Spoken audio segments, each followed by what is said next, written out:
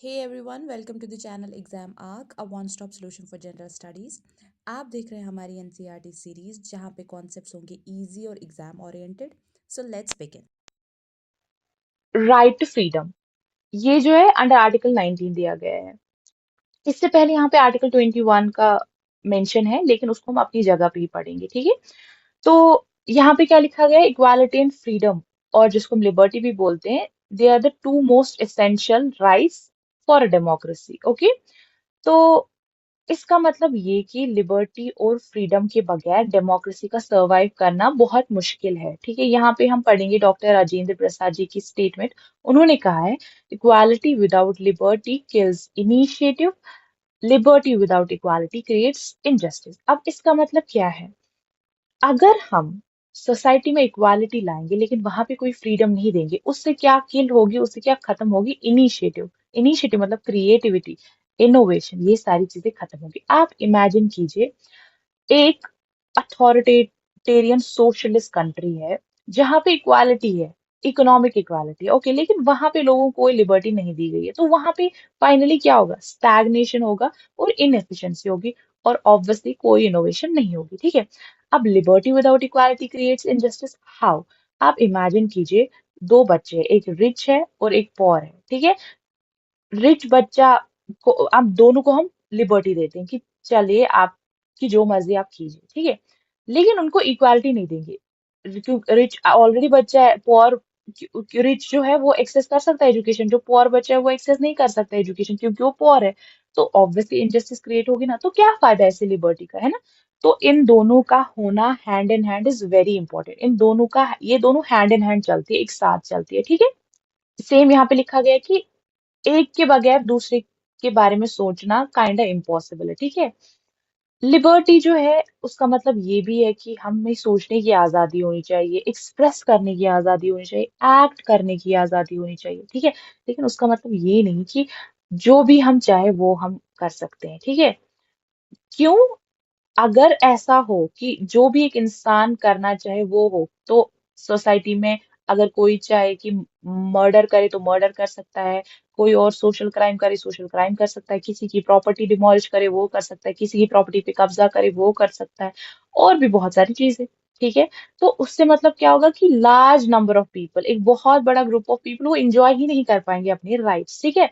तो उसका मतलब ये है कि फ्रीडम इस हिसाब से होनी चाहिए कि एक इंसान अपनी फ्रीडम को उस हिसाब से एक्सरसाइज करना चाहिए, इंजॉय करना चाहिए कि वो दूसरे की फ्रीडम को नुकसान ना पहुंचाए, और लॉ एंड ऑर्डर को भी कोई नुकसान ना पहुंचाए, इंडेंजर ना करे लॉ एंड ऑर्डर को भी, ठीक है। अब हम मैं यहाँ पे एक एग्जाम्पल कोट करेंगे। आप इमेजिन कीजिए, हमारे पास फ्रीडम है सोने की और हमारे पास फ्रीडम है म्यूजिक बजाने की, ठीक है। अब मेरे पास जो कि फ्रीडम है म्यूजिक बजाने की, तो मैं रात रात में अपना डीजे लेकर, स्पीकर्स लेकर कॉलोनी में बहुत तेज तेज म्यूजिक बजाना स्टार्ट करूंगी। बाकी जितने भी कॉलोनी के मेंबर्स हैं, उनके पास सोने की आजादी है, तो वो सो रहे हैं, तो मेरा वो म्यूजिक बजाना उस टाइम पे गलत है, ठीक है। एक प्रॉपर बैलेंस होनी चाहिए, ठीक, क्योंकि मैं क्या कर रही हूँ, अपनी फ्रीडम तो मैं एक्सरसाइज कर रही हूँ, लेकिन उनकी फ्रीडम को मैं रिस्ट्रिक्ट कर रही हूँ, उनकी फ्रीडम को मैं छीन रही हूँ उनसे, ठीक है। तो बैलेंस होनी चाहिए। मैं म्यूजिक सुन सकती हूँ, बट उस वॉल्यूम पे जिस वॉल्यूम पे दूसरे की फ्रीडम जो है वो कर्टेल ना हो, वो थ्रेटन ना हो, वो इंडेंजर ना हो, ठीक है। यहाँ तक क्लियर है। जो हम एश्योरेंसेस की बात कर रहे थे ना कि कॉन्स्टिट्यूशन अश्योरेंस देता है, यहाँ पे मैंने लिखा है अश्योरेंस, वो ये कि एक जो ग्रुप है उसको, या एक इंसान है उसको पता होता है कि दूसरे की फ्रीडम से, लिबर्टी से, राइट से मुझे कोई असर नहीं पड़ने वाला है, ठीक है, क्योंकि कॉन्स्टिट्यूशन ने एक बैलेंस हमें दिया है, ठीक है, कोऑर्डिनेशन और अश्योरेंस दी है, ठीक है। अब नेक्स्ट हम आगे बढ़ते हैं, right to life and personal liberty, ये दिया गया है अंडर आर्टिकल 21 बेसिकली, ठीक है। लेकिन हम इससे पहले आर्टिकल 20 पढ़ेंगे जो कि बाद में दिया गया है, पहले हम आर्टिकल 20 ही पढ़ेंगे, ओके।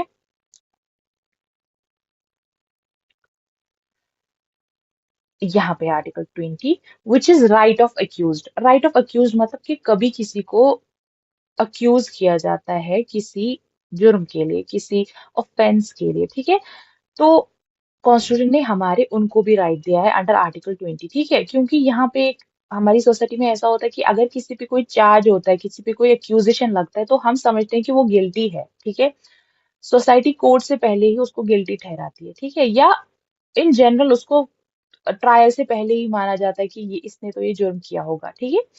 तो अब उनके भी कुछ राइट्स हैं, आर्टिकल 20 ने दिए हैं, और उनको भी एडुकेट अपॉर्चुनिटी तो मिलनी चाहिए ना अपने आप को डिफेंड करने के लिए, ठीक है। तो अभी तीन ऐसे यहाँ पे कैटेगरीज ऑफ राइट्स है आर्टिकल 20 में, वो ये है कि no person would be punish for the same offence more than twice. इसको बोलते हैं डबल जेपर्डी, ठीक है, being tried twice for the same offence. इसका मतलब ये कि एक इंसान को एक ही क्राइम के लिए दो बार सजा नहीं मिलनी चाहिए, ठीक है। अगर किसी ने किसी को हार्म किया और उसको 3 साल की सजा हुई, अब उसने 3 साल की सजा काटी, उसके बाद उसको और 3 साल की सजा मिली, ठीक है, तो वो गलत है। No law shall declare any action is illegal from a back date, ठीक है। इसकी एग्जांपल ये है, इमेजिन आज से 3 साल पहले आ, ये कानून था कि अगर कोई किसी को हार्म करता है, किसी को मर्डर करने की कोशिश करता है, इमेजिन, उसको 10 साल की सजा मिलेगी। अब लेकिन आज ये कानून है कि अगर किसी ने ऐसा करने की कोशिश की तो उसको सिर्फ 7 साल की सजा होगी। तो अब अगर किसी ने आज वो क्राइम किया तो उसको 7 साल की ही सजा मिलेगी, ठीक है, उसको वो 10 साल की सजा नहीं मिलेगी। रेट्रोस्पेक्टिव क्रिमिनल एक्ट, इसको एक्स पोस्ट फैक्टो लॉज कहते हैं, ठीक है। ये एक्स पोस्ट फैक्टो अप्लाई नहीं होगा, ठीक है, लॉज। नो, अब तीसरा है, no person shall be asked to give evidence against himself और हरसेल्फ। इसको कहते हैं सेल्फ इनक्रिमिनेशन। अपने खिलाफ ही किसी को विटनेस बनाने की या अपने खिलाफ ही किसी को एविडेंस बनाने की हम उसको फोर्स नहीं कर सकते, ठीक है।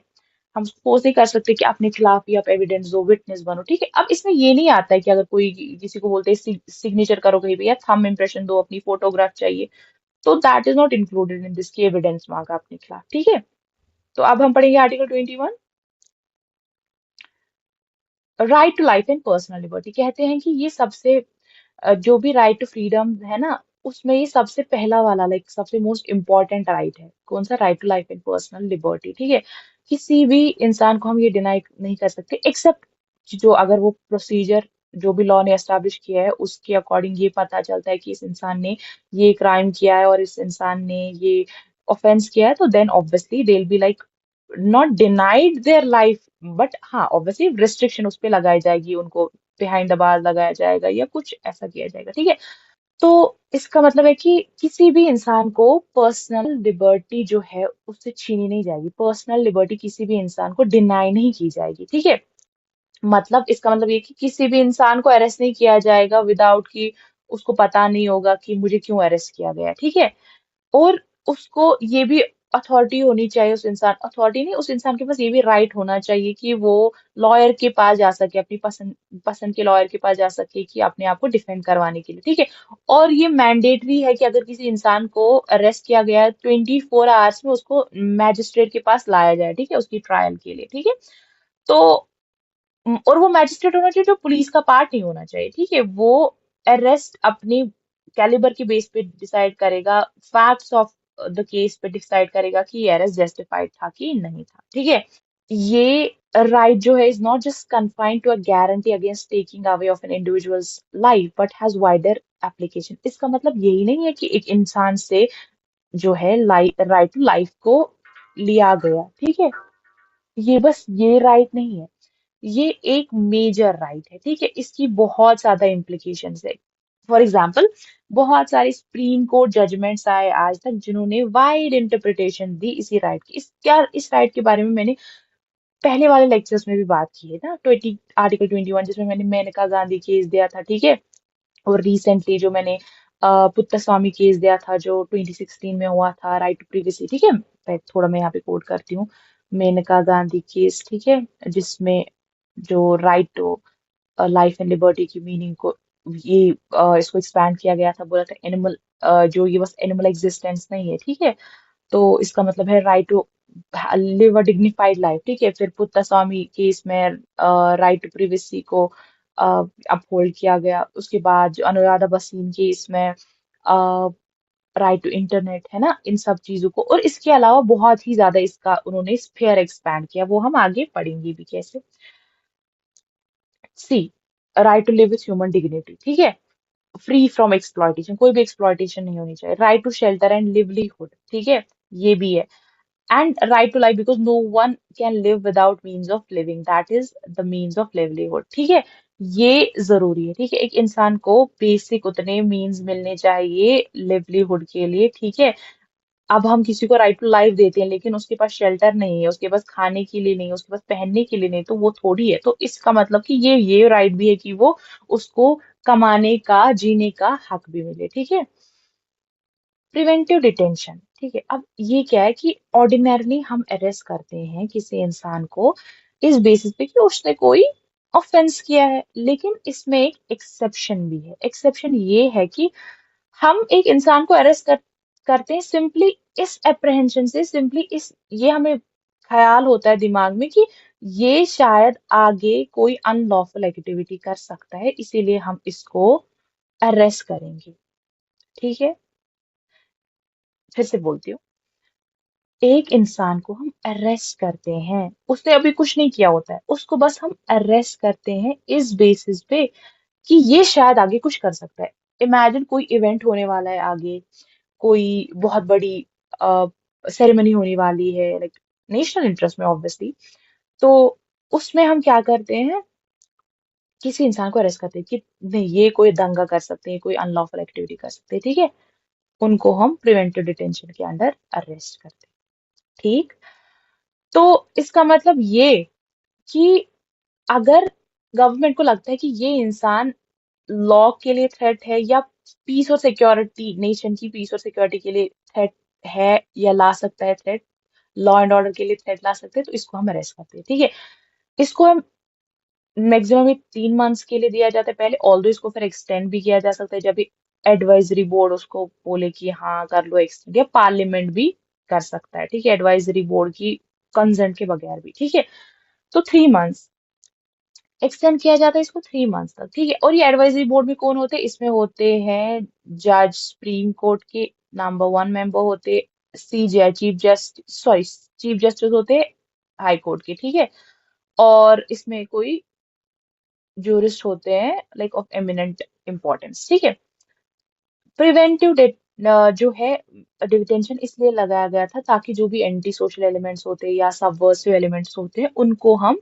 रोके और उनको उनके लिए उनके खिलाफ एक इफेक्टिव टूल बने, लेकिन इसको बहुत मिसयूज किया गया है। ठीक है, और अब बहुत सारे लोग ये सोचते हैं कि इसको इतना मिसयूज किया गया तो इसको, बट इसके लिए ग्रेटर सेफगार्ड्स भी होते हैं। ठीक है, तो इसीलिए ये वाली जो प्रोविजन है ना प्रिवेंटिव डिटेंशन वाली, ये हमेशा एक टसल में रहती है, टेंशन में रहती है, किसके, right to life and personal liberty की। बहुत सारे जो human rights groups and all they keep challenging this on the basis कि ये right to life and personal liberty का वायलेशन है। ठीक है, अब हम बात करेंगे अदर फ्रीडम्स की। ठीक है, इसमें ये है कि राइट टू फ्रीडम में बहुत सारे राइट्स आते हैं। ठीक है, बट ये राइट्स एब्सोल्यूट नहीं है। एब्सोल्यूट मतलब कि बस ये है तो अब ये हमेशा चलते रहेंगे, नहीं, इनकी कुछ रिस्ट्रिक्शंस भी है। ठीक है, इनको रिस्ट्रिक्ट भी किया जाता है। ठीक है, फॉर एग्जाम्पल अगर हम freedom of speech and expression अगर हमारे पास है उस हद तक है, अगर वो पब्लिक ऑर्डर, पीस या मोरालिटी पे कोई थ्रेट नहीं लाता है। ठीक है, अगर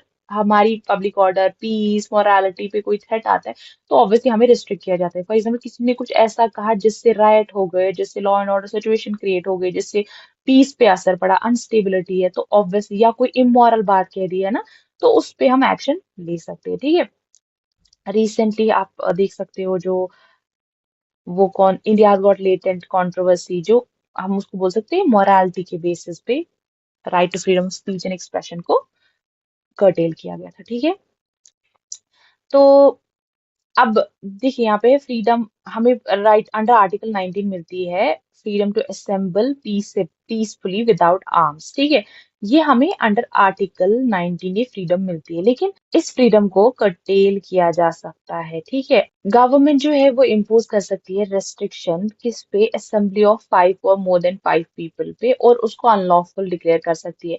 इससे पहले ये सेक्शन 144 ऑफ सीआरपीसी जो है वो एग्जीक्यूटिव मैजिस्ट्रेट के पास ये पावर रखता था कि वो ये ऑर्डर निकाल सकता है कि मोर देन 5 या 5 और मोर देन 5 लोगों की असेंबली जो है वो अनलॉफुल है। ठीक है, और सेक्शन 141 ऑफ आईपीसी जो है वो अनलॉफुल असेंबली को प्रिवेंट करता था। ठीक है, अब वो रिप्लेस हो गए हैं किससे, सेक्शन 189 ऑफ भारतीय न्याय संहिता, बीएनएस जिसने आईपीसी को रिप्लेस किया, तो उसका मतलब कि अनलॉफुल असेंबली को हम रोक सकते, रिस्ट्रिक्शन डाल सकते। और 163 ऑफ बीएनएसएस, भारतीय नागरिक सुरक्षा संहिता, ठीक है, इसका मतलब कि एग्जीक्यूटिव मैजिस्ट्रेट इस ऑर्डर की under assembly of 5 or more than 5 people को रिस्ट्रिक्ट कर सकता है, ठीक है। लेकिन इन सब पावर्स को तो इजीली मिसयूज किया जा सकता है ना। तो क्योंकि जो जेन्युइन प्रोटेस्ट है, अगर कोई पॉलिसी गवर्नमेंट ने बनाई है जिसकी जिससे लोग नाराज हैं, तो वो प्रोटेस्ट करना चाहते हैं, लेकिन गवर्नमेंट ये कह के कि अनलॉफुल है और ये सब करके, ये सारे 189 सेक्शन, 163 सेक्शन यूज करके उसको रोक सकते हैं, तो इसका तो मिसयूज भी हो सकता है, ठीक है। लेकिन हम इसके इस मिसयूज को रोक सकते हैं अगर हम अवेयर और विजिलेंट सिटीजन्स हैं इंडिया के, तो हम अपने राइट्स के बारे में अवेयर रह सकते हैं और हम उन सारे एक्ट्स एडमिनिस्ट्रेशन के खिलाफ आवाज अपनी उठा सकते हैं, प्रोटेस्ट कर सकते हैं, ठीक है, जहाँ पे हमें लगता है कि हमने कोई मिसयूज नहीं किया है अपने राइट्स का, और जहाँ पे हमें ये लगता है कि एडमिनिस्ट्रेशन ने मिसयूज किया है और वो हमारे प्रोटेस्ट को कर्ब करने की, सप्रेस करने की कोशिश करे, ठीक है। तो कहते हैं कि कॉन्स्टिट्यूएंट असेंबली में भी बहुत सारे मेंबर्स ने अपनी डिससेटिस्फैक्शन एक्सप्रेस करी इन रेस्ट्रिक्शंस पे, ठीक है। अभी हम यहाँ पे, ये जो है सोमनाथ लहरी जी, ये कॉन्स्टिट्यूएंट असेंबली के मेंबर थे, ठीक है।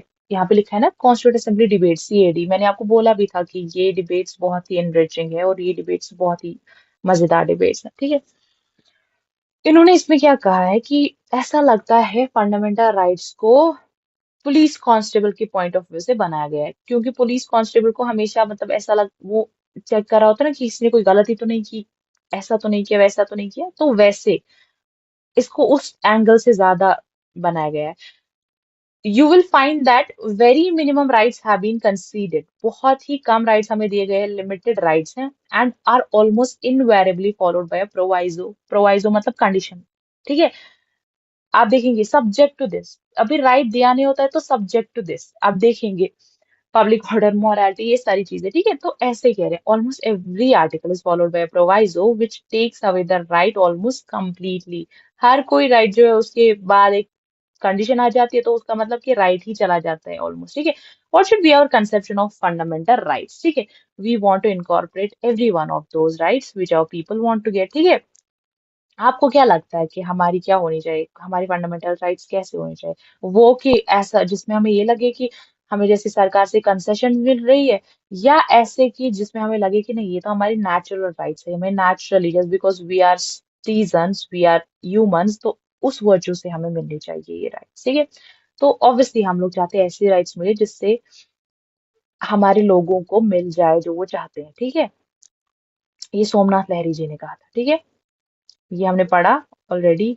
ये जो यहाँ पे, होल्ड ऑन अ सेकेंड, यहाँ पे जो आर्टिकल 22 मैंने दिया है ना, प्रोटेक्शन देता है उन लोगों को जिनके जिनको अरेस्ट किया गया हो गया, जिनको डिटेन किया गया, ठीक है। यहाँ से जो हमने यहाँ से पढ़ा ना कि किसी इंसान को अरेस्ट नहीं करना चाहिए, उसको ग्राउंड्स बताए बगैर, ठीक है, ये आर्टिकल 22 में इंक्लूड होते हैं, ठीक है। यहाँ पे मेंशन करना भूल गई कि आर्टिकल 22 में, तो ये आर्टिकल 22 में, ठीक है, कहाँ से, किसी भी इंसान को अरेस्ट नहीं किया जाएगा विदाउट उनको बोले, ठीक है। ये और लॉयर उसको वो लॉयर को जो अपनी चॉइस के लॉयर को ले सकते हैं अपने आप को डिफेंड करने के लिए, और उनको मैजिस्ट्रेट के सामने 24 आवर्स के विद इन उनको, यहाँ तक जो है ये 22 आर्टिकल का पार्ट है, ठीक है, आर्टिकल 22, ठीक है।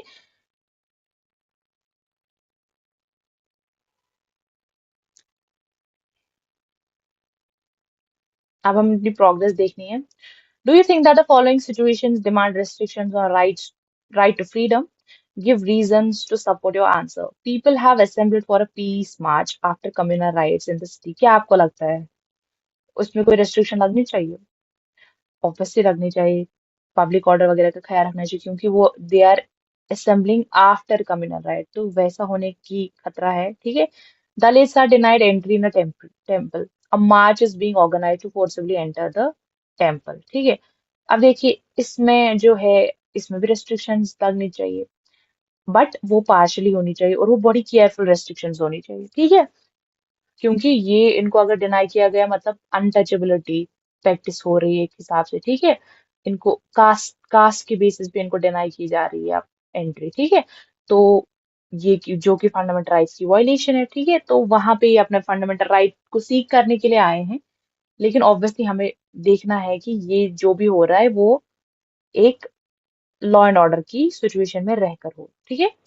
Hundreds of tribals armed with their traditional weapons, bows, arrows, and axes have blocked the road. They are demanding that the surplus land taken for industry be returned to them. ठीक है, इस पे restrictions लगनी चाहिए। हाँ, बिल्कुल लगनी चाहिए, ठीक है।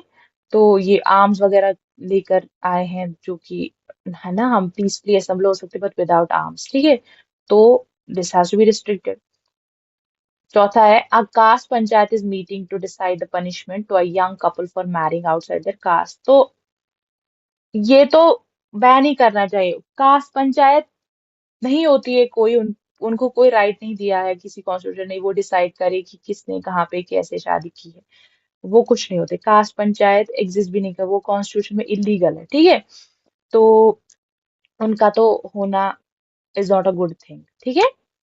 तो आई होप यहाँ तक आपको चीजें क्लियर हैं। नेक्स्ट लेक्चर में हम करेंगे right against exploitation. Thank you, everyone. That's all for today's lecture. I hope you enjoy watching this series. Please do not forget to subscribe this channel and show love to this series.